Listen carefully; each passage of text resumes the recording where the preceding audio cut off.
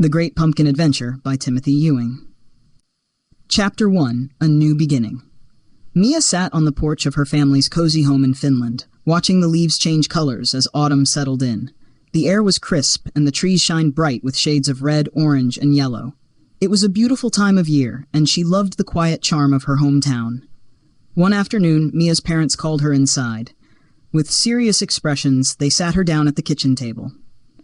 "Mia, we have something important to tell you," her dad began. "I've accepted a new job in the United States and will be moving there soon." Mia's heart sank. "The United States? But I don't want to leave my friends. What about school and our home?" She felt a feeling of sadness come over her, picturing what her life without her familiar surroundings and the people she loved would be like. Her mom reached out, holding Mia's hand gently. "I know this is a big change, sweetie, but think about it. This could be an amazing adventure. You'll make new friends, see new places, and experience a different culture." As Mia listened, she began to imagine what it might be like. Slowly, her worries started to go away. "Will there be trees in the fall with leaves like it is here in our country?" she asked curiously. "Absolutely, and I bet you'll love the decorations for Halloween," her dad replied with a smile. "It's a big celebration there in October." Mia's curiosity piqued. Halloween? She had heard a little about it, but had never experienced it before. Maybe this move wouldn't be so bad after all. Chapter 2: The Journey to America. A few weeks later, Mia found herself at the airport, her heart racing with excitement and nervousness. She held her favorite stuffed animal, Panda, tightly as she boarded the plane. Looking out the window, she watched the only place she ever knew grow smaller and smaller until it was just a blur of colors below the clouds. The flight was long, but Mia didn't mind. She gazed out the window at the fluffy clouds, her imagination racing with thoughts of the new experiences that awaited her in the United States. Flight attendants moved through the aisles, serving snacks, while Mia excitedly chatted with the friendly passengers around her. They welcomed her with warm smiles and kind words, making her feel at ease. Finally, after what felt like an eternity, the plane touched down. Once they retrieved their luggage from baggage claim, they hopped into a taxi, eager to embark on their journey to their new home. As they drove through the streets, Mia couldn't help but notice the vibrant pumpkins lining the porches and the colorful decorations adorning the homes. Ghosts, spiders, and witches danced in the gentle breeze, creating a festive atmosphere that made her heart soar. "Look at all the decorations, Mom. This place is amazing," she exclaimed, her eyes wide with wonder. Her mom smiled warmly. "I think you're going to love it here." A spark of excitement ignited in Mia's heart. Perhaps this new adventure would be everything she hoped for and more. Chapter 3: First Day of School. Mia woke up early, her heart racing as she made sure she wouldn't be late for the first day at her new school. She felt a mix of excitement and nervousness as she got ready, reminding herself that this was a chance at a fresh start. As Mia walked to her new school, the feeling of uncertainty settled in her stomach. What if they don't like me? She wondered, her mind racing with doubts. Taking a deep breath, she pushed those worries aside. Today was the day she would make an effort to fit in. Entering the classroom, Mia was greeted by a wave of excitement as Halloween was soon approaching. Her classmates chatted excitedly about their costumes, laughter filled the air, but Mia felt like an outsider, sitting quietly at her desk. Then out of nowhere, she heard a voice say, "Hey, Mia, what are you going to be for Halloween?" Sarah's eyes sparkled with curiosity. "That's really pretty. You should join us for the Halloween parade and the pumpkin hunt this weekend. We could use someone with your creativity." Mia's heart raced with excitement. "Really? You want me to join?" she asked, still not sure if this was really happening or not. "Of course, it'll be so much fun," Sarah replied, her enthusiasm infectious. "I've never celebrated Halloween before. I don't know if I'll really be any help, but I'll try my best." "Don't worry, Mia. We can help you figure out how to celebrate Halloween together," Sarah said.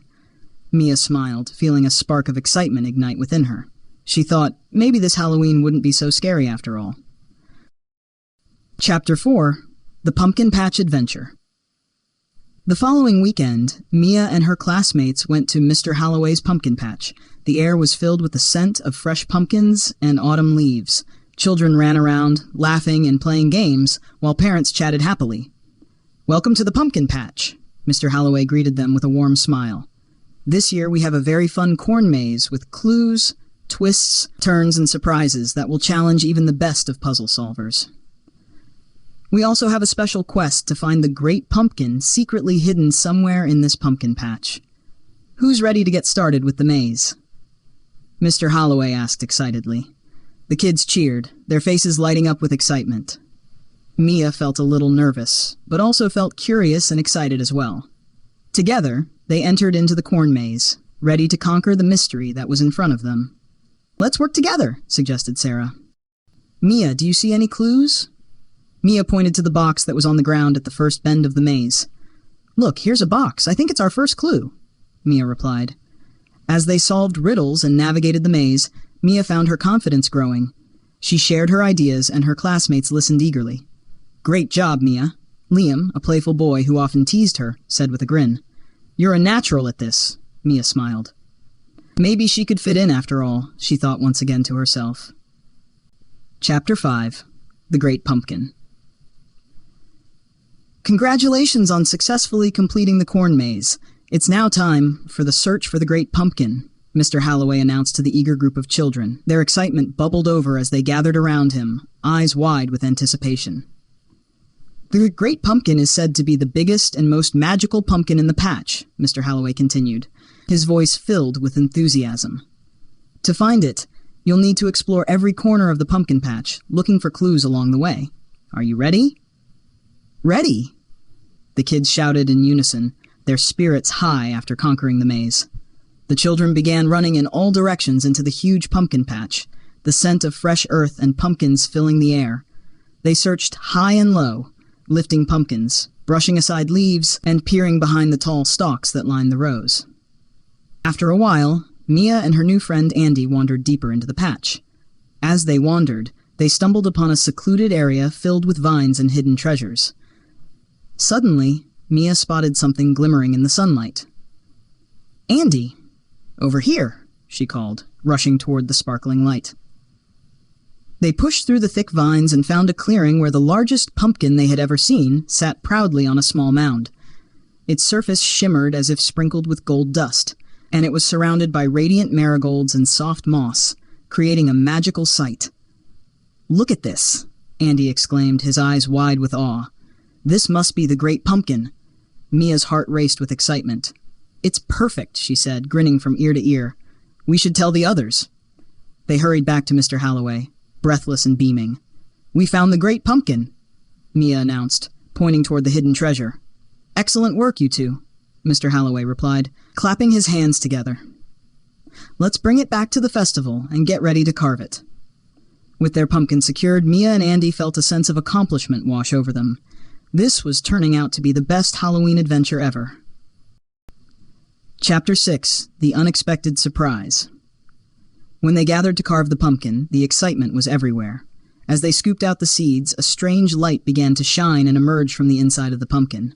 Suddenly, the pumpkin shook and burst open, revealing a swirling mass of colorful lights. Out popped the Halloween spirit, a playful figure with glowing eyes and a mischievous smile. "Thank you for freeing me. I've been trapped for years," the spirit exclaimed. "I can grant you one wish." The children stared in awe, realizing they had a chance to learn something extraordinary. Mia felt her heart racing. She stepped forward, her voice steady but soft. "I wish for everyone to understand the value of friendship and acceptance."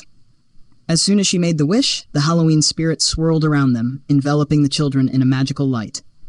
Chapter 7. Celebrating Dia de los Muertos. When the light faded, Mia and her classmates found themselves in a colorful Mexican village celebrating Dia de los Muertos. The air was filled with the sweet scent of pan de muerto, a special bread flavored with orange blossom water or other spices and covered with a light sugar glaze. Vibrant decorations were displayed on every corner. "Welcome," a local family greeted them. "Come help us prepare our ofrenda." The mother explained that ofrenda was an altar their culture uses to honor and remember people who have died and are no longer with us on earth. Together they created an altar filled with photos, candles, and marigolds. Mia felt a warm connection as they shared stories about their loved ones. "Thank you for letting us be part of this," Sarah said, her eyes shining with appreciation.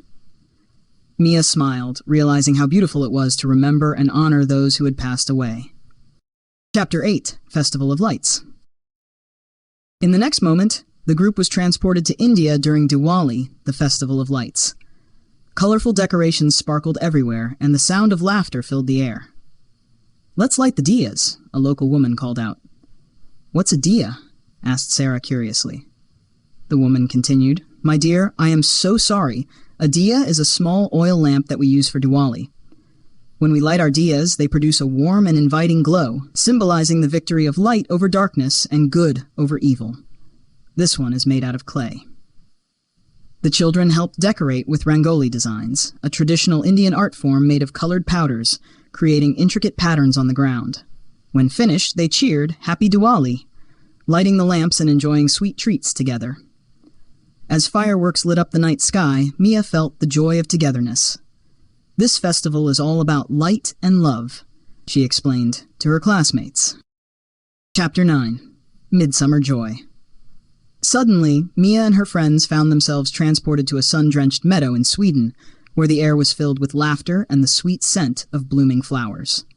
They had arrived just in time to celebrate midsummer, one of the most cherished festivals in Swedish culture. Mia felt a rush of familiarity wash over her, as if she had stepped into a scene from her own memories. In the center of the meadow stood a maypole, a tall pole decorated beautifully with colorful flowers and leafy greens. The colorful decorations swayed gently in the breeze, and the cheerful music of folk songs filled the air. A group of children danced around the maypole, their voices ringing out in joyous harmony.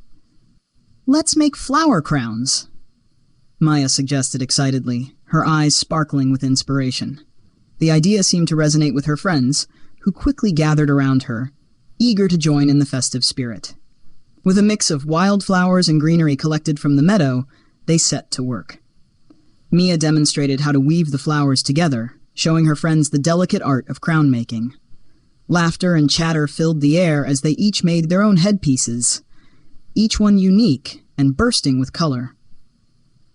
Once adorned with their flower crowns, the group joined the dancers around the maypole. Mia felt the warmth of the sun on her skin as she twirled and spun, the music lifting her spirits higher. The rhythm was infectious, and soon they were all singing along, their voices blending into a beautiful melody. After dancing, they sat on picnic blankets spread out on the grass, ready to enjoy a traditional midsummer feast. Mia's mouth watered as she looked at the spread before her. Fresh herring covered with dill, potatoes boiled to perfection, and ripe strawberries bursting with sweetness. The food was simple yet delicious, embodying the essence of summer. As they shared the meal, Mia felt a profound sense of connection to her friends and the traditions being celebrated around her.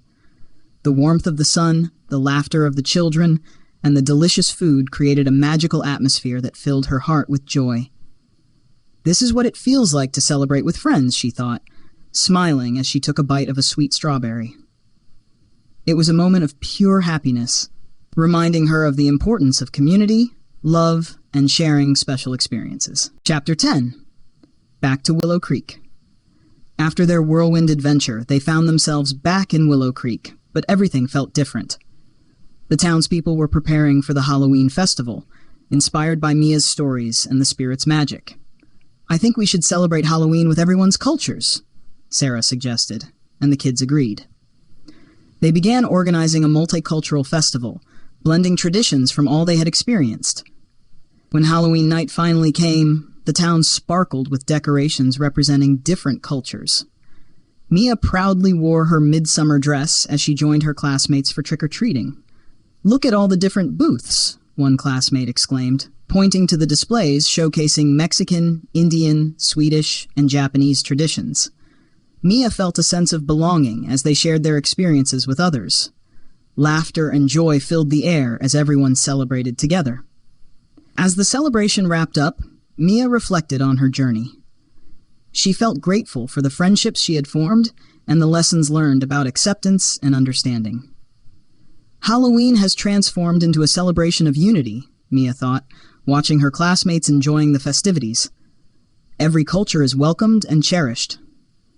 And with that, Mia knew she had found her place in Willow Creek, where differences brought them all closer together. Dear readers, I am so excited to share The Great Pumpkin Adventure with you. This book is especially meaningful to me, not only because of the story, but because of how it came to be. My daughter's classmates and her teacher, Mr. Ortega, challenged me to write a story with a Halloween theme that explores the journey of fitting in. They also wanted to include the experience of a new student from a different culture, discovering the magic and traditions of Halloween for the very first time in America. This challenge sparked my imagination, and I hope that The Great Pumpkin Adventure reflects the joy, curiosity, and challenges that come with celebrating Halloween while building new friendships. Writing this story was a wonderful journey, and I pray that it brings you as much delight in reading as I had in creating it. I want to give a special thanks to Mr. Ortega and his class for inspiring this story and encouraging me to bring this adventure to life. As I wrote this story, I was reminded of the biblical command to love your neighbor as yourself. Mark 12:31. Jesus teaches us the importance of extending love and kindness to those around us, especially those who may feel like strangers or outsiders.